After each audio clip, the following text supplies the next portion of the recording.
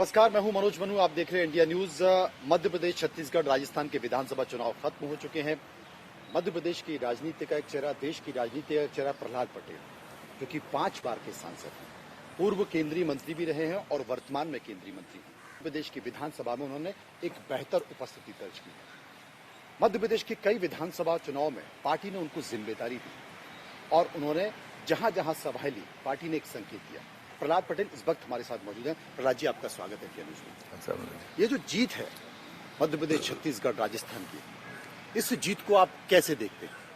किसको श्रेय देते हैं? एक लाइन में, ये मोदी नाम का मैजिक है जी। और जब मैं ये कहता हूँ तो ये व्यक्तिवाद नहीं है। हम परिवारवाद के विरोधी हैं, व्यक्तिवाद के विरोधी हैं, लेकिन सामूहिक नेतृत्व भारतीय जनता पार्टी की ताकत है। लेकिन मोदी जी के आने के बाद जो कार्य प्रणाली का अंतर है, वो अंतर बड़ा साफ दिखता है।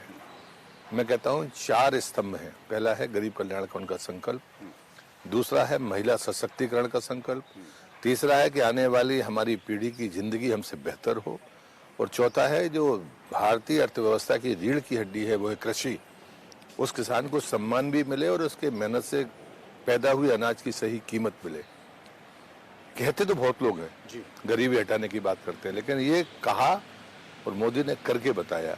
ये वो जो भरोसा था, इस भरोसे ने ये ताकत दी है। एक चीज हमको देखने मिली, क्योंकि कई बार आपसे इस विधानसभा चुनाव को लेकर बातचीत भी हुई और आपने कहा कि मनोज जी, आप देखिएगा 2003 में जो परिणाम आएंगे वही परिणाम 2023 में नजर आएंगे। आखिर आपको कैसे लगा और आपने क्यों समझाई?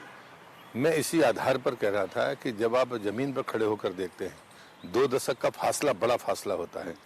ये कहते समय मैं भी कई बार संकोच कर रहा था कि इतनी बड़ी संख्या कैसे आएगी जब 2018 का रिजल्ट आपके सामने हो। लेकिन जब आप किसी किसान से बात करते हो, मैं उस परिवार से आया हूँ, मैं किसान नेता रहा हूँ, किसान आंदोलन की मेरी पृष्ठभूमि रही है, तो जब हम वो किसान के संतोष को देखते हैं कि वो सम्मान महसूस करता है।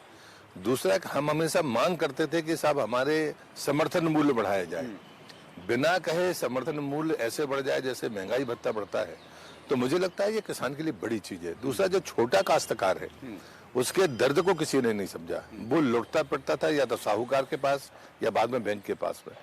वो छोटी रकम बाकी बड़े लोगों को लगती होगी, लेकिन छोटे 2-2.5 एकड़ के काश्तकार के लिए उससे बेहतर जीवन दायनी कोई दूसरा तरीका नहीं हो सकता।